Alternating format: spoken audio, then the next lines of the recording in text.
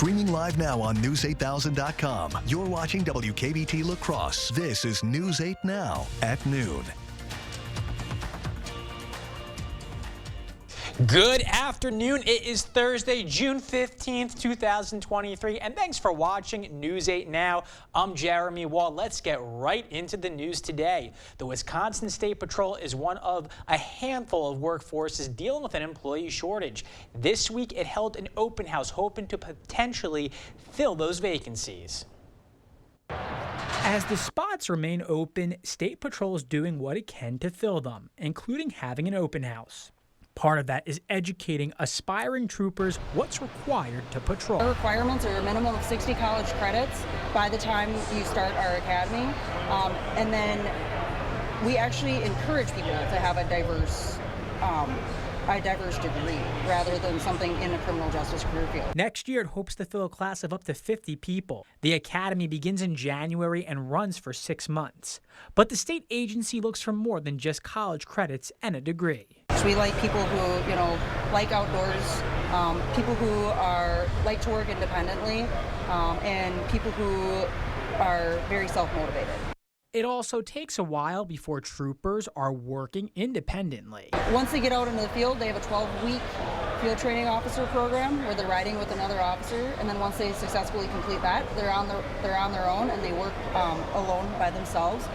And once they complete their 2-year probationary period, troopers are eligible for other positions within the agency. Some of those positions include honor guard and working in its K9 and motor units. The applications close on July 16th.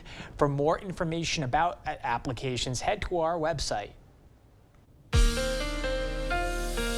Well, the air quality alert has now been extended until midnight tonight, and that is because the air quality index is expected to reach the unhealthy for sensitive groups. So if you happen to fall in those sensitive group categories, make sure to limit the time outside. And if you have to be out there, take those frequent breaks, but it's probably best to go ahead and stay inside as much as you can here today. That's all thanks to the smoke and haze that continues to affect our sky here across the Coulee region. In the meantime, our current temperatures are in the 60s. We got 63 in Eau Claire now, 68 in La Crosse, and 63 in Winona, 65 in Black River Falls, and temperatures are in the 70s down in the southern zones. Looking at a few clouds moving in from the north, but other than that, conditions are looking mainly quiet. And here's a check on your afternoon forecast. We will see mostly sunny skies, but it's going to be a little bit hazy, as you can see in there in the background from CityCam 8 in La Crosse.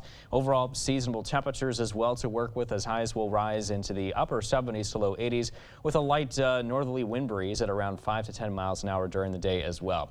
Stay tuned. I'll have a check on that full weather forecast. I'll let you know how long that haze will be sticking around, and we'll also get a sneak peek on your weekend, plus what's ahead here for next week. Jeremy? Thanks, Derek. 3 people were arrested this week after a multi-agency drug investigation. Stanley Holte and Julia Lloyd were arrested in Coon Valley on police charges of possession with intent to deliver metamorphine and fentanyl. According to police, 2 pounds of meth was found in Holte's car when he was arrested for an OWI. A passenger in the car, Damian Reinsvold, was also arrested for possession of drugs. Lloyd was arrested at her home, where police found 3 more pounds of meth and $49,000 in cash. Police say Holte had been supplying drugs to people in La Crosse, Vernon, Crawford, and Monroe counties here in Wisconsin, and Houston County in Minnesota.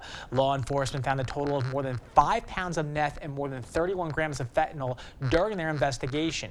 Both Lloyd and Holte are being held on a $500,000 cash bond in Vernon County. The bill to increase funding for local governments and save Milwaukee from bankruptcy passed in the legislature and now heads to Governor Evers' desk for approval. But it took a while to get there. Senate Democrats accused Assembly Republicans of trying to attach strange items to the bill. One item had called for a ban on local governments having advisory referendums on future ballots. Unalaska Senator Brad Pfaff said keeping that in the bill would hurt Wisconsin voters. Let's not take the opportunities from our local governments away to hear from their constituents.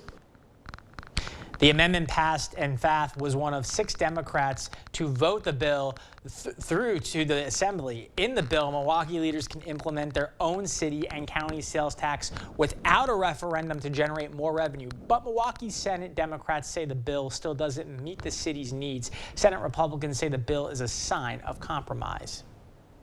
Construction is complete on a roundabout in Onalaska. The city announced in a press release that the new roundabout at the intersection of East Avenue and Riders Club Road will be open to traffic beginning tomorrow. According to the release, the roundabout has a new compact design that is semi-truck friendly. The city asks that all drivers be careful at this intersection for a couple of weeks so everyone can get used to the new traffic patterns. The Franskin Healthcare Auxiliary is celebrating its 70th anniversary. The La Crosse Country Club hosted a luncheon to honor the milestone. Throughout the years, Franciscan Healthcare Auxiliary has awarded more than 300 nursing scholarships to students at Viterbo and Western Technical University, as well as funding for capital projects and assisting patients with medical bills. La Crosse area hospitals are running low on blood supply. Versity Blood Center, which supplies hospitals like Gunderson Health System, is hosting blood drive to stock up. Versity officials say donors are essential right now. We are in an emergency appeal for blood where we are less than a day and a half of, less than a day's supply of blood currently. So we are hosting a blood drive to make sure we have a stable and ready blood supply for our community hospitals. Donors can go to Gunderson's clinic in Onalaska from 9 in the morning to 2 in the afternoon.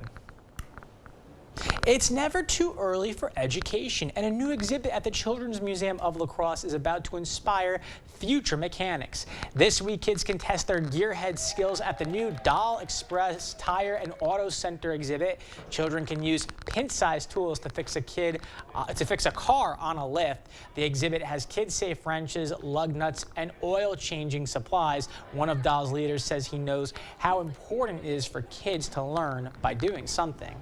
I see how my kids learn, with a hands-on, tactile exhibits where they can really get in and use their hands and experience how to work with tools and how to work on a kid-sized car. The exhibit opens to the public tomorrow. Coming up after the break, the major recall Chrysler is issuing to protect consumers from getting into a crash.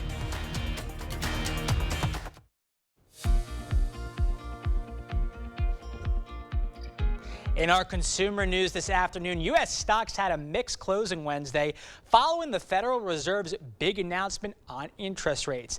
The Dow sank 232 points, the Nasdaq rose 53 points, and the S&P 500 gained 3 points. CBS News' Chanel Call has the latest business news headlines from the Big Apple.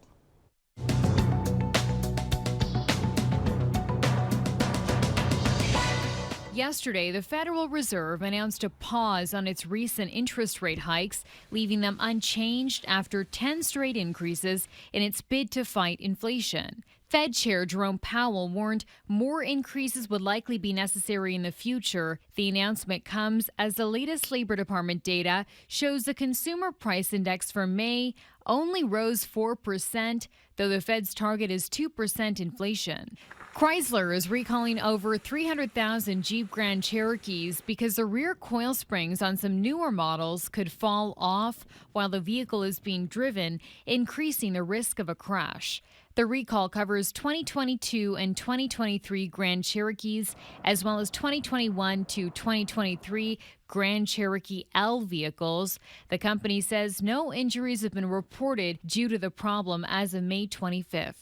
And several brands of frozen strawberries, mixed fruits, and smoothie blends have now been linked to an outbreak of hepatitis A, making at least 9 people sick. The products were sold in dozens of states at Walmart, Costco, and H-E-B stores under the brand names Great Value and Raider Farms. Customers are urged to check their freezers and either throw out the products or return them to the store for a refund. That's your CBS News Money Watch report. For more, log on to cbsmoneywatch.com. That's it for your afternoon consumer news. As we head to break, here's a live look at the New York Stock Exchange. Stay with us. More news is next.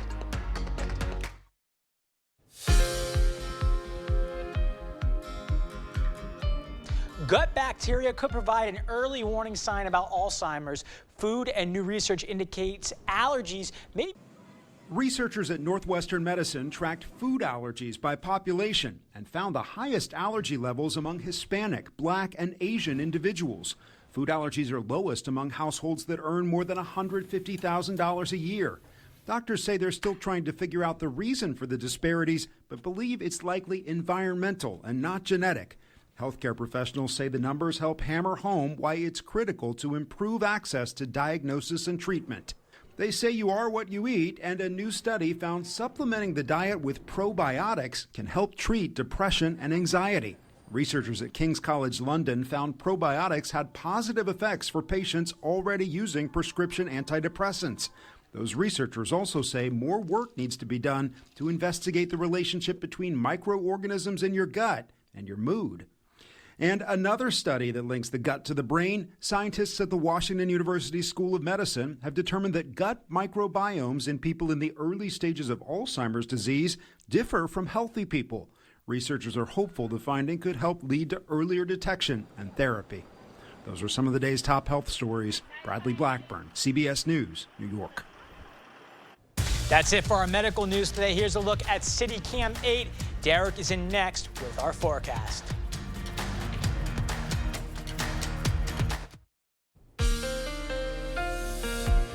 Well, we have air quality alerts here in effect for the Cooley region. By the way, this is not until 12. This has actually been extended until 12 a.m. midnight tonight now. So just so that you're aware, and this all includes the Cooley region here. And that's because the air quality is just so poor thanks to all the haze and smoke coming from the north from the Canadian wildfires. In fact, you can see it's a bit hazy outside. And from CityCam 8 in downtown La Crosse, 68 degrees is the temperature. And that haze really has kept our temperatures here from getting too warm, blocking out a lot of the sunshine here. And the same can be said to the north and Eau Claire. It's actually a little cooler to the north at 63, northeast winds at 10 miles an hour. Current temperatures across the rest of the area now into the 60s. You can see it's very cool up toward the north thanks to all the hazy conditions blocking out the sun there.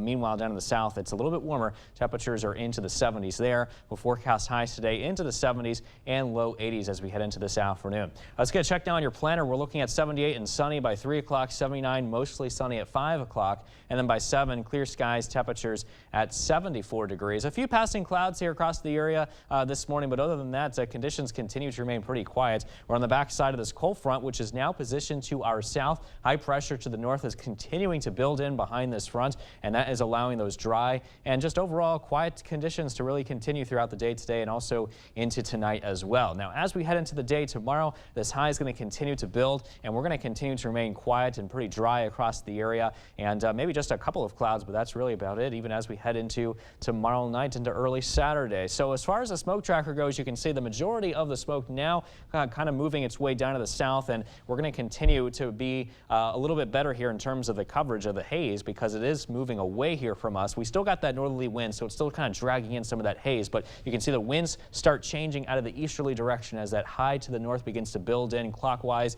and that should help get rid of the remaining haze and smoke across the area. And as we take you into tomorrow afternoon, you can see it all kind of continues to push its way back towards the west and out of our general direction. So as far as the upper air currents go, we got this upper level ridge of high pressure that's keeping us quiet here across the upper Midwest, but I do want to fast forward all the way into next week because here's what's coming. We got this very strong upper level ridge that will be building across the area. That's going to pump in a lot of warm and hot air across the area, not to mention it's going to be pretty dry as well. In fact, the latest drought monitor shows that we got a moderate drought status now across the south and eastern communities as well as the Chippewa Valley, and that's not good news because we definitely need the rain here across the Cooley region. Here's a check on that 8-day forecast, and you can see that we will be talking about pretty much dry conditions, no rain chances, mixed sun and clouds, highs into the upper 80s to low 90s, and lows mainly into the 50s and 60s.